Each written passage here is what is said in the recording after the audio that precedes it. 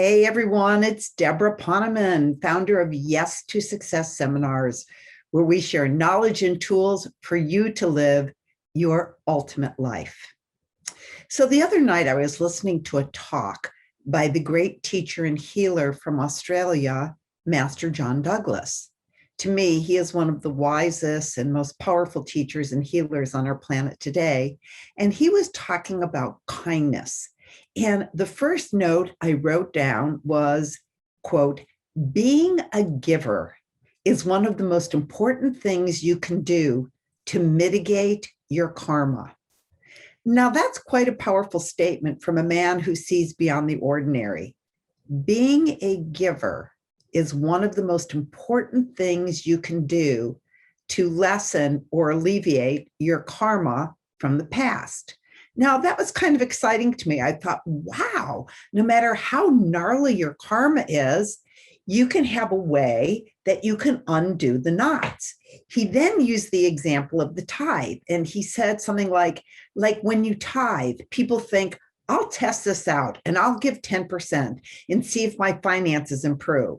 And he said, that is not the attitude you want to be giving with. We give for the pure joy of giving, not to see what we're going to get back.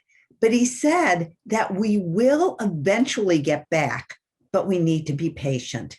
And he added, what I've seen is that most people stop just before they get the rewards, and they miss what he called the magic karmic recalculation moment. The magic karmic recalculation moment. Now think about that. We know that as you sow, so shall you reap. We know that no act of kindness, however small, is ever wasted. We know that the giver always gets more than the receiver. But did you ever think that you might give up on giving, give up on kindness, just like one moment too soon, just before the magic karmic recalculation moment? So I want to tell you a story about one of my favorite givers, and his name is Daniel, and he happens to be my son. So ever since Daniel was a little guy, he was a natural giver. He also loved basketball, and he was firmly entrenched in the world of basketball in Chicago from the time he played small fry in grammar school. So one day when Daniel was he must have been a freshman or a sophomore in high school, he was asked by a gentleman about 3 times his age if he would help recruit players for that man's for-profit high school basketball players showcase. Now, the price tag to be in the showcase in order to play in front of college coaches was several $100s.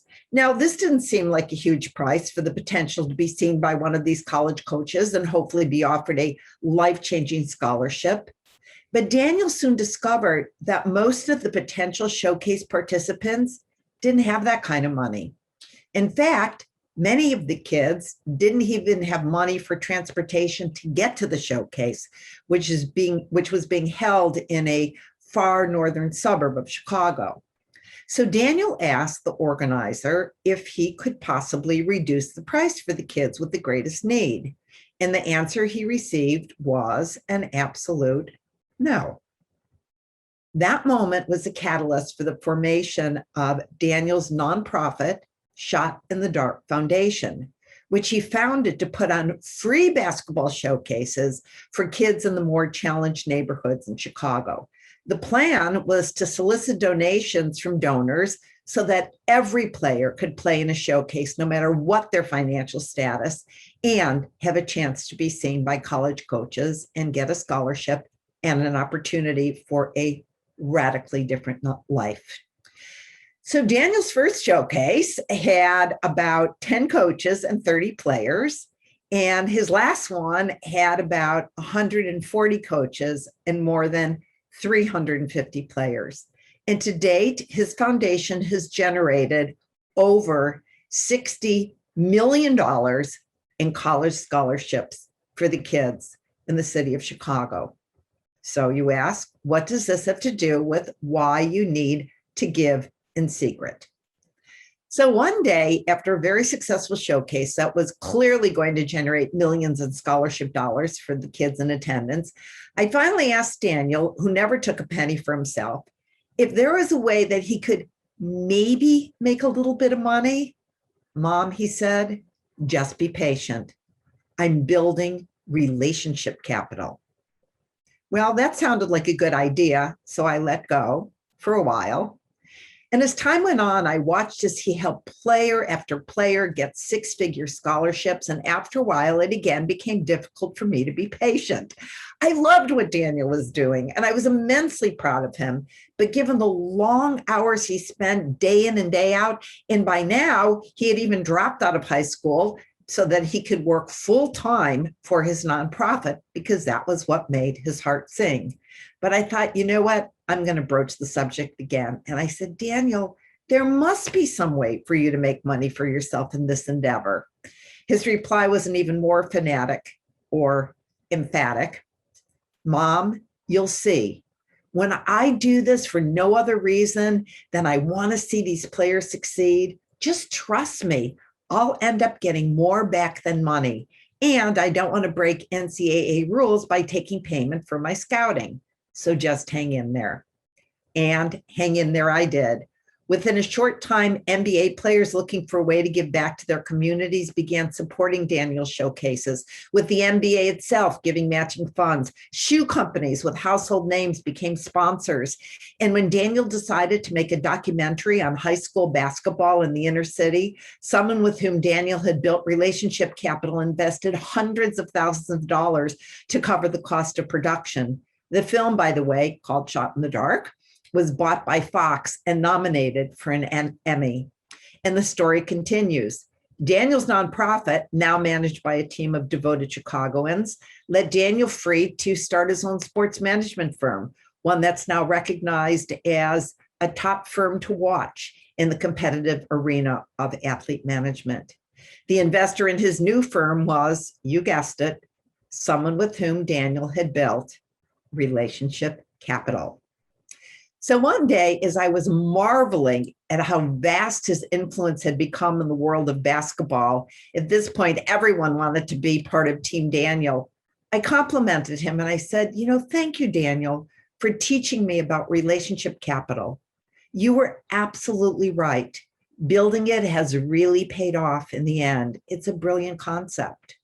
To which he replied, Mom, exactly in that tone of voice, Mom, why are you thanking me? I learned it from you. You're the one who taught me that giving is its own reward. You taught me that the person standing in front of you at any given moment is the most important person in the world and needs to be treated that way, and that we give for the sake of giving and not to expect a thank you or anything in return. We don't give to be appreciated or acknowledged or recognized. We give because giving is its own reward. Well, I guess I did teach him that. So many people give so that they can buy a person's loyalty or their favor, or they tithe so that their name can be on a plaque, or they can tell everyone how they belong to this giving society. And everyone is like, oh, wow, you're so amazing. And you know what? That's too bad. There's a powerful quote from the Old Testament, and it goes something like this. Do not your alms before men or your kindness before men to be seen of them. Otherwise, you will have no reward from your Father who is in heaven. So when you do your alms, do not sound a trumpet before you as the hypocrites do in the synagogues and in the streets, so that they may have the glory of men. Truly, I say to you, then they have their reward in full. But when you give, do not let your left hand know what your right hand doeth, and then you will have your reward from your Father who is in heaven.